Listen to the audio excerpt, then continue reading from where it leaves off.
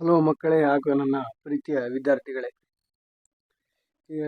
ಇಲ್ಲಿ ತನಕ ನಾನು ಬರೀ 10ನೇ ತರಗತಿ ಸಂಬಂಧ ಹಾಗೆ ವಿಡಿಯೋಗಳನ್ನು ಮಾಡ್ತಿದ್ದೆ. ಇಂದು ನಾನು 5ನೇ ತರಗತಿ, 8ನೇ ತರಗತಿ ಮತ್ತು 9ನೇ ತರಗತಿಯ ಮೌಲ್ಯಾಂಕನ ಬಗ್ಗೆ ಕೆಲವೊಬ್ರು ಡೌಟ್ ಐತಿ, ಅದ್ರ ಬಗ್ಗೆ ಕೂಡ ವಿಡಿಯೋ ಮಾಡಿದರೆ ಬಹಳಷ್ಟು ಜನಕ್ಕೆ ಹೆಲ್ಪ್ ಆಗುತ್ತೆ ಅಂತ ಹೇಳಿದ್ರು. ಅದಕ್ಕೋಸ್ಕರ ಈ ವಿಡಿಯೋನ ಮಾಡ್ತಾ ಇದ್ದೀನಿ. ತಪ್ಪದೆ ಸ್ಕಿಪ್ ಮಾಡಿ ನೋಡಿ. ಈ ವಿಡಿಯೋದಲ್ಲಿ ನಾನು ಏನು ಹೇಳ್ತಪ್ಪ ಅಂದ್ರೆ 5ನೇ ತರಗತಿ ಮತ್ತು 8ನೇ ತರಗತಿ ಹಾಗೂ 9ನೇ ತರಗತಿ ಮೌಲ್ಯಾಂಕನದ ಬಗ್ಗೆ ಹೊಸ ರೂಲ್ಸ್ ಬಿಟ್ರು. ಅದನ್ನು ಯಾವ ಥರ ಎಕ್ಸಾಮ್ ನಡೆಸ್ತಾನ, ಯಾವ ಥರ ಮಾರ್ಕ್ಸು ಮತ್ತು ಫಲಿತಾಂಶ ಯಾವ ರೀತಿ ಹೊರಡಿಸ್ತಾನ ಅನ್ನೋದನ್ನು 5 ಸಪ್ರೇಟ್ ಅದನ್ನು ವಿಡಿಯೋದಲ್ಲಿ ಮೇಲೆ ಫೋಟೋ ಹಾಕಿ, ಅಂದ್ರೆ ಗೌರ್ಮೆಂಟ್ ಏನು ಇನ್ಸ್ಟ್ರಕ್ಷನ್ ಕೊಟ್ಟು ನೋಡ್ರಿ ಅದನ್ನು ಬಿಟ್ಟಿದ್ದಲ್ಲದೆ ಮತ್ತೆ ನನ್ನ ಮಾತಿನಲ್ಲಿ ನಿಮ್ಗೆ ಅರ್ಥ ಆಗೋ ರೀತಿ ಹೇಳುವಂಥ ಪ್ರಯತ್ನ ಮಾಡ್ತು, ಬೆಂಬಲಿಸಿ ಅಂತ ಹೇಳ್ತಾ ನಾನು ಹೇಳಿದ್ನಲ್ಲ. ಏನೇ ಹೇಳಿದ್ರು ಮುಂಚೆ ಒಂದು ಕೊಟೇಶನ್ ಮೂಲಕ ಪ್ರಾರಂಭ ಮಾಡ್ತೀನಿ. ಇವತ್ತಿನ ಕೊಟೇಶನ್ ಏನಪ್ಪ ಅಂತಂದ್ರೆ, the power of concentration is only key to the treasure house of knowledge. ಅಂದ್ರೆ ಕಾನ್ಸಂಟ್ರೇಷನ್ ಅಂದ್ರೆ ಏಕಾಗ್ರತೆ ಶಕ್ತಿ ಏನಪ್ಪ ಅಂತಂದ್ರೆ is only key to the treasure house of the knowledge. ಅಂದ್ರೆ ನಿಮ್ಗೆ ಏನಾರ ಜ್ಞಾನ ಬೆಳಿಬೇಕಾಗಿತ್ತು, ನೀವು ಇದೊಂದು ಪುಸ್ತಕ ಇದಂದ್ರೆ ಈ ಪುಸ್ತಕದಲ್ಲಿರೋ ಜ್ಞಾನ ಏನಾದ್ರು, ಈ ಪುಸ್ತಕದಲ್ಲಿರೋ ಇದ್ರಾಗಿರೋ ನಾಲೆಜ್ ಎಲ್ಲಷ್ಟು ನಿಮ್ಮ ತಲೆಗೆ ಹೋಗ್ಬೇಕಾಗಿತ್ತಪ್ಪ ಅಂತಂದ್ರೆ, ನಿಮ್ಮ ತಲೆಯಲ್ಲಿ ಗಾಡ್ರಿಸ್ ತರ ತುಂಬಬೇಕಾಗಿತ್ತಪ್ಪ ಅಂತಂದ್ರ ಒಂದೇ ಒಂದು ಮೆಥಡ್ ಏನಪ್ಪ ಅಂತಂದ್ರ ಏಕಾಗ್ರತೆಯಿಂದ ಅಧ್ಯಯನ ಮಾಡಿದಾಗ ಮಾತ್ರ ನಮ್ಮಲ್ಲಿ ನಾಲೆಜ್ ಎಂಬುದು ಬರಕ್ ಸಾಧ್ಯ.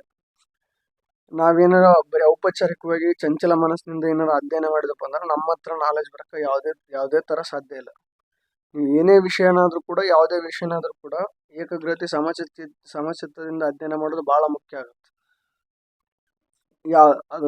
ಒಂದು ಎಕ್ಸಾಂಪಲ್ ಕೊಡ್ತೀನಿ. ಫಾರ್ ಎಕ್ಸಾಂಪಲ್, ಸ್ವಾಮಿ ವಿವೇಕಾನಂದನವರು ಒಂದು ಲೈಬ್ರರಿ ಹೋಗ್ತಿರ್ತಾರೆ. ಲೈಬ್ರರಿಗೆ ಹೋದಲ್ಲಿ ಡೈಲಿ ಒಂದೊಂದು ಪುಸ್ತಕ ಎಕ್ಸ್ಚೇಂಜ್ ಮಾಡ್ಕೊಂಡಿರ್ತಾರೆ. ಅಂದ್ರೆ ಡೈಲಿ ಒಂದು ಬುಕ್ ಅಧ್ಯಯನ ಮಾಡೋದು ಆಪೋಸಿಟ್ ಬರ್ತದೆ, ಡೈಲಿ ಒಂದು ಬುಕ್ ಅಧ್ಯಯನ ಮಾಡೋದು ಇಷ್ಟು ಬರ್ತದೆ. ಆ ಲೈಬ್ರರಿಯನಿಗೆ ಅವರು ಡೈಲಿ ಒಂದು ಬುಕ್ ಇರ್ತಿರಲ್ಲ, ಡೈಲಿ ಒಂದು ಬುಕ್ ರೆಫರ್ ಮಾಡ್ತಾರೆ ಓದ್ತಾರ ಅಂತೇಳಿ ಡೌಟ್ ಬಂದು ಒಂದಿನ ಕೇಳಿದಾಗ, ಅವರು ಎಲ್ಲೋ ಒಂದು ಬುಕ್ಕನ್ನ ಯಾವತ್ತೋ ಒಂದು ಬುಕ್ಕದಲ್ಲಿ ಎಷ್ಟನೇ ಪೇಜಿನಲ್ಲಿ ಏನು ಕೇಳೇನಂದ್ರೂ ಕೂಡ ಆನ್ಸರ್ ಮಾಡುತ್ತೆ. ಅಂದ್ರೆ ಅವ್ರು ಅಷ್ಟು ಬುಕ್ಕದ ಜ್ಞಾನವನ್ನ ತಮ್ಮ ತಲೆಯಲ್ಲಿ ತುಂಬ್ಕೊಂಡ್ರಪ್ಪ ಅಂತಂದ್ರ ಅವ್ರ ಅಧ್ಯಯನ ಮಾಡಿದ ರೀತಿ ಯಾವ ರೀತಿಪ್ಪ ಅಂತಂದ್ರ ಕಾನ್ಸಂಟ್ರೇಷನ್ ಅಂದ್ರೆ ಏಕಾಗ್ರತೆಯಿಂದ ಅಧ್ಯಯನ ಮಾಡಿದ್ರು. ಈಗಿನ ವಿದ್ಯಾರ್ಥಿಗಳು ಏನ್ ಮಾಡ್ತಪ್ಪ ಅಂತಂದ್ರೆ, ಈ ಕಡೆ ಮೊಬೈಲ್ ನೋಡ್ತಿರ್ತಾರ, ಈ ಕಡೆ ಓದ್ತಿರ್ತಾರ. ಈಗಿನ ವಿದ್ಯಾರ್ಥಿಗಳೆಲ್ಲ ಬರೀ ಮೊಬೈಲ್ಗೆ ಅಡಿಕ್ಟ್ ಆಗಿಬಿಟ್ರು ಆಲ್ಮೋಸ್ಟ್ ಆಲ್. ಅದನ್ನ ಕಡಿಮೆ ಮಾಡೋಕು, ಮತ್ತೆ ಯಾವುದೇ ರೀತಿ ಅಧ್ಯಯನ ಮಾಡೋ ಸಂದರ್ಭದಲ್ಲಿ ಯಾವುದೇ ರೀತಿ ಅಡಚಣೆಗಳು ಮನೆಯಿಂದ ಕೂಡ ಬರಬಾರ್ದು. ಆ ತರ ಇದ್ದಾಗ ಮಾತ್ರ ನೀವು ಓದಿದ್ದು ನಿಮ್ಮ ತಲೆಯಲ್ಲಿ ಇರುತ್ತೆ ಅಂತ ಹೇಳ್ತಾ, ಈ ವಿಡಿಯೋದ ಮೇನ್ ಕಾನ್ಸೆಪ್ಟ್ 5ನೇ ತರಗತಿ, 8ನೇ ಮತ್ತು 9ನೇ ತರಗತಿಗೆ ಮೌಲ್ಯಾಂಕನದ ಬಗ್ಗೆ ಮಾಹಿತಿ. ಇವಾಗ ನಾವು 8ನೇ ತರಗತಿ ಪಠ್ಯಕ್ರಮದ ಬಗ್ಗೆ ನೋಡೋಣ. 8ನೇ ತರಗತಿ ಪಠ್ಯ ವಿಷಯ ಫಸ್ಟಿಗೆ ಏನಂತಪ್ಪ ಅಂತಂದ್ರ, 2023-24ನೇ ಸಾಲಿನ ಶೈಕ್ಷಣಿಕ ಮಾರ್ಗದರ್ಶಿಯಲ್ಲಿ ಜೂನ್ 2023ರಿಂದ ಫೆಬ್ರವರಿ 2023ರವರೆಗೆ ವಾರ್ಷಿಕ ಪಠ್ಯವಸ್ತುವನ್ನು ಪರಿಗಣಿಸಬೇಕು. ಅಂದ್ರ ಈಗ ಬೋರ್ಡ್ ಎಕ್ಸಾಮ್ ಅಂದ್ರ ಗೌರ್ಮೆಂಟ್ ಕಡೆಯಿಂದ ಬರ್ತಕ್ಕಂಥ ಕ್ವಶನ್ ಪೇಪರ್, ಅಂದ್ರೆ ಸ್ಟೇಟ್ ಲೆವೆಲ್ ಆಗಿರ್ಬೋದು, ಸ್ಟೇಟ್ ಲೆವೆಲ್ ಆಗಿರ್ಬೋದು, ಮತ್ತೆ ಡಿಸ್ಟ್ರಿಕ್ಟ್ ಲೆವೆಲ್ ಆಗಿರ್ಬೋದು. ಆಗ್ಲೇ ನಮಗೆ ಮೊದಲೇ ಮಾದರಿ ಪ್ರಶ್ನೆ ಪತ್ರಿಕೆಯನ್ನು ಬಿಟ್ಟಾರ ಅವ್ರು. ಅಂದ್ರೆ ಅಲ್ಲಿ ಯಾವ ತರ ಪಠ್ಯಕ್ರಮನ ಪರಿಗಣಿಸ್ಯಾರಪ್ಪ ಅಂತಂದ್ರೆ, ಅವರು ಜೂನ್ 2023ರಿಂದ ಫೆಬ್ರವರಿ 2024ರವರೆಗೆ ವಾರ್ಷಿಕ ಪಠ್ಯವಸ್ತು ಅಂದ್ರ ಒಂದು ವರ್ಷದ ಪಠ್ಯಕ್ರಮವನ್ನ ಪರೀಕ್ಷೆಗೆ ಪರಿಗಣಿಸ್ಯಾರ. ವಿದ್ಯಾರ್ಥಿಗಳಿಗೆ ತಪ್ಪು ಮಾಹಿತಿ ಯಾವುದೇ ಕಾರಣಕ್ಕೂ ನೀಡಕ್ ಹೋಗಬೇಡಿ. ಅರ್ಧ ಸಿಲೆಬಸ್ ವಿದ್ಯಾರ್ಥಿಗಳಲ್ಲಿ ಕೆಲವೊಂದು ವಿದ್ಯಾರ್ಥಿಗಳಲ್ಲಿ ಓದೋ ಸಾಮರ್ಥ್ಯ ಇರಂಗಿಲ್ಲ.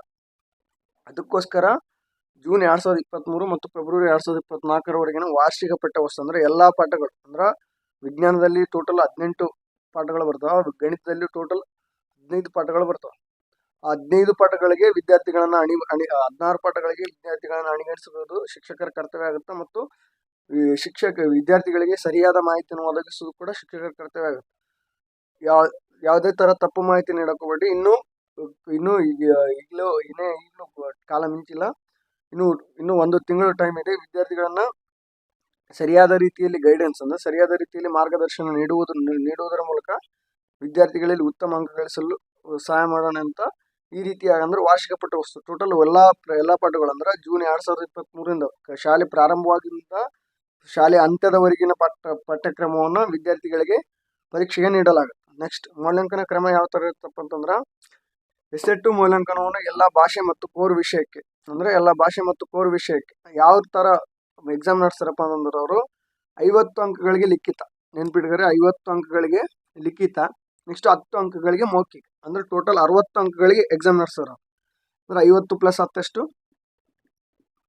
50 + 10 60, ಅಂದ್ರೆ 60 ಅಂಕಗಳಿಗೆ ಮೌಲ್ಯಾಂಕನ ನಡೆಸ್ಬೇಕು ನಾವು. ಅಂದ್ರೆ ನಾವು 5ನೇ ತರಗತಿಗೆ 40 + 10 50 ಅಂಕಗಳಿಗೆ ಮೌಲ್ಯಾಂಕನ ನಡೆಸ್ತೀವಿ. ಬಟ್ ಇಲ್ಲಿ 10ನೇ ತರಗತಿಗೆ ಏನಾಯ್ತಪ್ಪ ಅಂದ್ರೆ 50 + 10 60 ಅಂಕಗಳಿಗೆ ಮೌಲ್ಯಾಂಕನ ನಡೆಸಿ ವಿದ್ಯಾರ್ಥಿಗಳಲ್ಲಿ ಮನೋಭಾವ ತುಂಬಬೇಕು. ಅಂದ್ರೆ 50 ಅಂಕಗಳಿಗೆ ಲಿಖಿತ, ಅಂದ್ರೆ ಮಾಡಲ್ ಕ್ವಶನ್ ಪೇಪರ್ ಕೂಡ 50 ಅಂಕಗಳಿಗೆ ಲಿಖಿತ, 10 ಅಂಕಗಳಿಗೆ ಮೌಖಿಕ, ಟೋಟಲ್ 60 ಅಂಕಗಳಿಗೆ ಎಕ್ಸಾಮ್ ಇರುತ್ತೆ. ಅಷ್ಟು ಪಾಠವನ್ನ ವಿದ್ಯಾರ್ಥಿಗಳಿಗೆ ಅಂದ್ರೆ ಅದನ್ನ ಏನ್ ಮಾಡಕ್ ನಾವು 30 ಅಂಕಗಳಿಗೆ ಕನ್ವರ್ಟ್ ಮಾಡಿ ಫಲಿತಾಂಶ ಪ್ರಕಟಿಸ್ಬೇಕು. 30 ಅಂಕಗಳಿಗೆ ಪರಿವರ್ತನೆ ಮಾಡಿ ಫಲಿತಾಂಶ ಎಸ್ಸೆ2 ಫಲಿತಾಂಶ ಅಂತ ಹೇಳಿ ಹೊರಗಡೆ ಬಿಡ್ಬೇಕು. ಇದಾದ್ಮೇಲೆ ಫಲಿತಾಂಶ ಯಾವ ರೀತಿ ಹೊರಗಡಿಸ್ಬೇಕು ಅಂದ್ರೆ ಇದು ಟೋಟಲ್ ಅರ್ಥ ಆಯ್ತಲ್ಲ. ನಾವು ಎಲ್ಲಾ ಕನ್ನಡ ಲ್ಯಾಂಗ್ವೇಜ್ ಆಗಿರ್ಬೋದು, ಕನ್ನಡ ಭಾಷೆ, ದ್ವಿತೀಯ ಭಾಷೆ, ಇಂಗ್ಲಿಷು, ಹಿಂದಿ, ಯಾವುದೇ ವಿಷಯನಾಗಿರ್ಬೋದು ಅಲ್ಲಿ 50 ಅಂಕಗಳಿಗೆ ಲಿಖಿತ, 10 ಅಂಕಗಳಿಗೆ ಮೌಖಿಕ, ಟೋಟಲ್ 60 ಅಂಕಗಳಿಗೆ ಪರೀಕ್ಷೆ ನಡೆಸ್ಬೇಕು. ಇಲ್ಲಿ ಯಾವುದೇ ತರ ಹೆಚ್ಚಿಗೆ ಅಂದ್ರೆ ಪ್ರಥಮ ಭಾಷೆಗೆ ಹೆಚ್ಚಿನ ಅಂಕಗಳು ಕೊಡುವುದಿಲ್ಲ.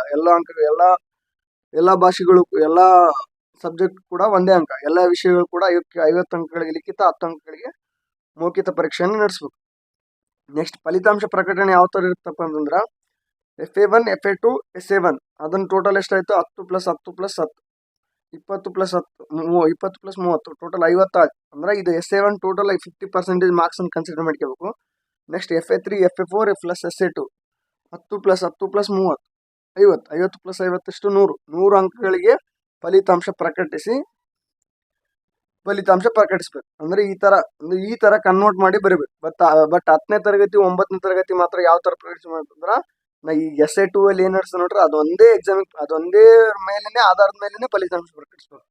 ಯಾವ ಹಳೆ ಫಲಿತಾಂಶಗಳನ್ನ ಲೆಕ್ಕಕ್ಕೆ ಇಡಂಗಿಲ್ಲ. ಅಂದ್ರೆ 5ನೇ ತರಗತಿ 8ನೇ ತರಗತಿಯಲ್ಲಿ ಹಿಂದೆ ನಡೆದಂತ ಫಾರ್ಮೇಟಿವ್ ಅಸೈನ್ಮೆಂಟ್ಸ್, ಸಮೇಟಿವ್ ಅಸೈನ್ಮೆಂಟ್ಸ್ ಪರೀಕ್ಷೆಗಳನ್ನ ಸರಿಯಾದ ರೀತಿಯಲ್ಲಿ ಪರಿಗಣಿಸಿ ಫಲಿತಾಂಶ ರೂಪಿಸಬೇಕು. ಮತ್ತೆ 10ನೇ ತರಗತಿ ಯಾವ ತರ ಆಗುತ್ತಪ್ಪ ಅಂತಂದ್ರ ಹಿಂದೆ ಅಂದ್ರೆ 9ನೇ ತರಗತಿ 10ನೇ ತರಗತಿ ಏನ್ ಮಾಡ್ತಂದ್ರ ಅವ್ರು ಏನೇ ಬೋರ್ಡ್ ಎಕ್ಸಾಮ್ ಏನ್ ಮಾರ್ಕ್ಸ್ ಅಂತಾರ ಅದನ್ನೇ ರಿಸಲ್ಟ್ ಅನೌನ್ಸ್ಮೆಂಟ್ ಮಾಡಿಬಿಡ. ವಿಶೇಷ ಸೂಚನೆ ಒಂದು ಕೊಟ್ಟಾರ. ಅಂದ್ರ ಅಲ್ಲಿ ಏನ್ ಇನ್ಸ್ಟ್ರಕ್ಷನ್ ಕೊಟ್ಟಾರಲ್ಲ ಅದ್ರಲ್ಲಿ ವಿಶೇಷ ಸೂಚನೆ ಏನ್ ಕೊಟ್ಟಾರಪ್ಪ ಅಂದ್ರ ವಿದ್ಯಾರ್ಥಿಗಳಿಗೆ ಸಂಪೂರ್ಣ ಪಠ್ಯಕ್ರಮ ನಡೆಸಿ ಪರೀಕ್ಷೆ ನಡೆಸೋದ್ರಿಂದ 10ನೇ ತರಗತಿ ಪರೀಕ್ಷೆ ಸುಲಭವಾಗುತ್ತದೆ. ಹೌದು, ಅಂದ್ರ ಈಗ್ಲಿಂದಾನೆ ಅಂದ್ರ ವಿದ್ಯಾರ್ಥಿಗಳಿಗೆ ಒಮ್ಮೆದೊಮ್ಮೆಲೆ ಸಂಪೂರ್ಣ ಪಠ್ಯಕ್ರಮ ಓದುವುದು ಒಬ್ಬ ವಿದ್ಯಾರ್ಥಿಗಳಿಗೆ ಕಷ್ಟ ಆಗ್ತಿರುತ್ತೆ. ಅದಕ್ಕೋಸ್ಕರ ಇಲ್ಲಿ ಯಾವುದೇ ತರ ಅನುತ್ತೀರ್ಣ ಮಾಡಂಗಿಲ್ಲ. ಅಂದ್ರೆ ಇಲ್ಲಿ ಯಾವುದೇ ತರ ಅನುತ್ತೀರ್ಣ ಇರ್ಲಾರ್ದ ಕಾರಣ ಅವ್ರು ಏನ್ ಮಾಡ್ಯಾರಪ್ಪ ಅಂತಂದ್ರ ಈಗ್ಲಿದ್ದಾನೆ ಸಂಪೂರ್ಣ ಪಠ್ಯಕ್ರಮ 8, 9, 10 ಅಂದ್ರೆ ಇನ್ನ 2 ವರ್ಷ ಬೋರ್ಡ್ ಎಕ್ಸಾಮ್, ಮುಂದಿನ ವರ್ಷ 9ನೇ ಕ್ಲಾಸ್ ಕೂಡ NEP ರೂಲ್ ಪ್ರಕಾರ 9ನೇ ತಾರೀಕಿಗೆ ಬಂದು ಬೋರ್ಡ್ ಎಕ್ಸಾಮ್ 9ನೇ ತಾರೀಕಿಗೆ ಅನುತ್ತೀರ್ಣ ಆಗೋದು ಬಂದ್ರು ಬರ್ಬೋದು. ಅದಕ್ಕೋಸ್ಕರ ಈಗಿನಿಂದನೇ ಮಕ್ಕಳನ್ನ ಅಣಿಗಣಿಸ್ಬೇಕಂತ ಹೇಳಿ ಅದಕ್ಕೋಸ್ಕರ ವಿದ್ಯಾರ್ಥಿಗಳಿಗೆ ಸಂಪೂರ್ಣ ಪಠ್ಯಕ್ರಮ ಅಂದ್ರೆ ಜೂನ್ 2023ರಿಂದ ಅಂದ್ರೆ ಶಾಲಾ ಪ್ರಾರಂಭವಾಗಿರ್ತಕ್ಕಂಥ ಶಾಲೆ ಹಂತದಲ್ಲಿರ್ತಕ್ಕಂಥ ಪಠ್ಯಕ್ರಮವನ್ನ ಪರೀಕ್ಷೆ ನಡ್ಸಕತ್ತಾರ ಗೌರ್ಮೆಂಟ್ ರೂಲ್ ಅದು. ನೆಕ್ಸ್ಟ್ ಮತ್ತು ಉತ್ತಮ ಅಭ್ಯಾಸಕ್ಕೆ ಸಹಕಾರಿಯಾಗುತ್ತದೆ. ಇದು ಕೂಡ ಉತ್ತಮ ಅಭ್ಯಾಸ ಏನಪ್ಪಾ ಅಂತಂದ್ರ ಪ್ರತಿಯೊಂದು ವಿಷಯವನ್ನ ಸರಿಯಾಗಿ ರಿವಿಷನ್ ಮಾಡ್ದಂಗ ಆಗುತ್ತೆ. ಅಂದ್ರೆ ಪುನರಾವರ್ತನೆ ಮಾಡಿ ವಿದ್ಯಾರ್ಥಿಗಳು ಜ್ಞಾನವನ್ನ ತಮ್ಮ ನಾಲೆಜ್ ಅನ್ನ ತಮ್ಮ ಸಮಚಿತ್ತದಿಂದ ಅಧ್ಯಯನ ಮಾಡೋದನ್ನ ಈಗಿನಿಂದನೇ ರೂಢಿಯಾಗಿ ಮುಂದೆ ಉತ್ತಮ ಭವಿಷ್ಯ ರೂಪಿಸ್ಕೊಳ್ಳಲು ಸಹಾಯವಾಗುತ್ತಾ. ಈಗ 9ನೇ ತರಗತಿ ಮೌಲ್ಯಾಂಕನದ ಬಗ್ಗೆ ನೋಡೋಣ.